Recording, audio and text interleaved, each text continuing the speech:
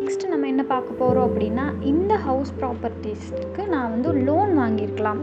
ஏன்னா நான் வந்து ஃபுல்லாக யாருமே கேஷ் பே பண்ணி அமௌண்ட் வச்சுருக்க மாட்டாங்க. ஸோ அந்த டைமில் எனக்கு லோனில் தான் என்னோடய ஹவுஸ் ப்ராப்பர்ட்டியே இருக்குது. ஒரு இண்டிவிஜுவலாகவோ இல்லை என் ஃபேமிலியாகவோ நான் அந்த வீட்டில் இருக்கேன். அப்படிங்கும்போது அந்த இடத்துல எனக்கு டேக்ஸ்க்கான டிடக்ஷன் கிடைக்குமா? இந்த ஹவுஸ் ப்ராப்பர்ட்டி மூலிமா எனக்கு அமௌண்ட் இருக்குது, நான் டேக்ஸ் பே பண்ணணும். பட் எனக்கான டிடக்ஷன்ஸ் இதில் பாசிபிளா அப்படின்னு கேட்டிங்கன்னா, எஸ் 3 கண்டிஷன்ஸ் கொடுக்குறாங்க.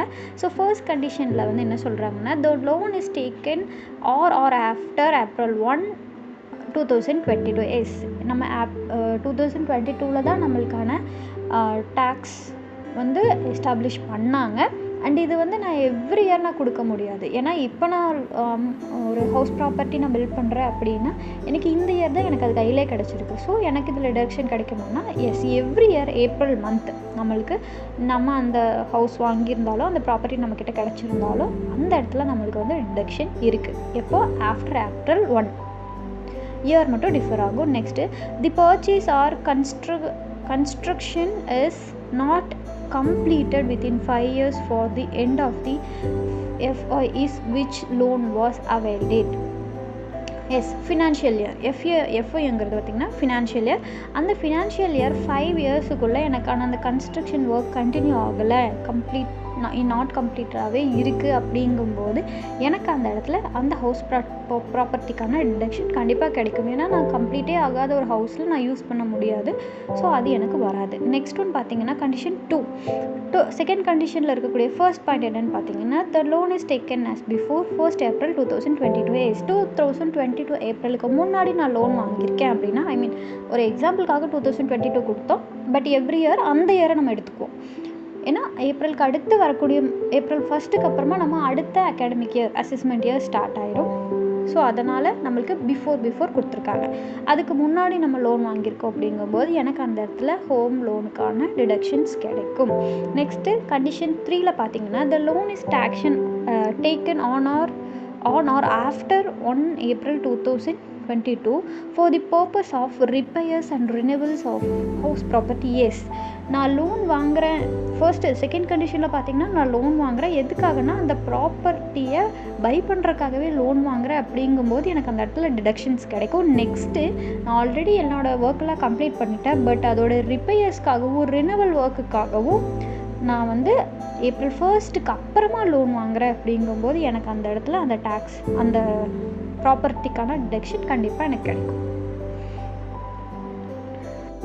அண்ட் இந்த வீடியோவில் நம்மளோட income tax income from house property பார்த்தோம். அண்ட் நெக்ஸ்ட் வீடியோவில் இதை பற்றின இன்னும் நெக்ஸ்ட் கேட்டகரிஸ் பார்ப்போம். நெக்ஸ்ட் வீடியோவில் ஜாயின் பண்ணிக்கோங்க. அண்ட் தென் இந்த வீடியோ நம்ம என்ன பார்க்க போகிறோம் அப்படின்னா, இந்த ப்ளே வந்து components of salaries IFS, income from salary. Yes நம்ம இன்கம் ஃப்ரம் ஹவுஸ் ப்ராப்பர்ட்டி பார்த்தோம், இன்கம் ஃப்ரம் அதர் ரிசோர்ஸஸ் பார்த்தோம். ஸோ இப்போ நம்ம என்ன பார்க்க போகிறோம் அப்படின்னு பார்த்தீங்கன்னா, income from salary. What is first நம்ம பார்க்க போகிறது what is income from salary. என்ன சேலரி மூலிமா நம்மளுக்கு இன்கம் கிடைக்குதுன்னு பார்க்குறோம். The salary means the money received by a person refers to as a employee from an organization referred to as an employer from offering specific service in connection with employment. What are the components such as allowances of this income received through salary and how are they calculated? You can fill these components listed in your salary slip. Yes, நான் ஒரு எம்ப்ளாயாக இருக்கேன் ஒரு ஆர்கனைசேஷனில், இல்லை ஒரு எம்ப்ளாயராக இருக்கேன் அப்படின்னா ஒரு specific சர்வீஸில் இருக்கேன் அப்படின்னாலும் எம்ப்ளாயர் அப்படின்னு ஒரு சர்வீஸில் இருக்கேன் அப்படின்னா அது கவர்மெண்ட்டாகவும் இருக்கலாம், நான் கவர்மெண்ட்டாகவும் இருக்கலாம். ஸோ அந்த இடத்துல என்னோடய சேலரி ஸ்லிப் எனக்கு எவ்ரி மந்த் கிடைக்கும், இல்லை இயரில் என்னால் வந்து பாசிபிள் பண்ண முடியும். அப்படிங்கிற பட்சத்தில் எனக்கு கிடைக்கக்கூடிய சேலரி வந்து பார்த்திங்கன்னா என்னோடய இன்கம்குள்ளே ஆட் ஆயிரும். அதுதான் இன்கம் ஃப்ரம் சேலரின்னு சொல்லியிருக்காங்க. நெக்ஸ்ட் ஒன் பார்த்திங்க அப்படின்னா, சேலரி வெர்சஸ் சிடிசி. சிடிசி அப்படின்னு பார்த்தீங்க அப்படின்னா காஸ்ட் டு கம்பெனி. என்ன காஸ்ட் டு கம்பெனிங்கிறதையும் சேலரிக்கும் சிடிசிக்கும் என்ன டிஃப்ரென்ஸ்னு கீழே பாயிண்டில் பார்க்கலாம். If you are salaried person, the total expenses incurred by the employer to avail your service for a year is called cost to company. அந்த service நான் கம்ப்ளீட் பண்ணும்போது ஒவ்வொரு இயரும் எனக்கு அடுத்தடுத்த புக் ஆஃப் அக்கௌண்ட்ஸஸ் வந்து ஃபாலோ பண்ண ஆரம்பிப்பாங்க. ஸோ அந்த இடத்துல அந்த கம்பெனிக்கு கிடைக்கக்கூடிய காஸ்ட்டு தான் வந்து பார்த்திங்கன்னா என்னோடய சேலரி. பட் எனக்கான சேலரின்னு வந்து பார்க்கும்போது எனக்கு அதுக்கு இன்கமில் ஆட் ஆகும், கம்பெனிக்கு காஸ்ட்டாக ஆட் ஆகும். CTC include basic salary, allowances, perquisites and performance linked variable component, health insurance, provident fund, gratuity.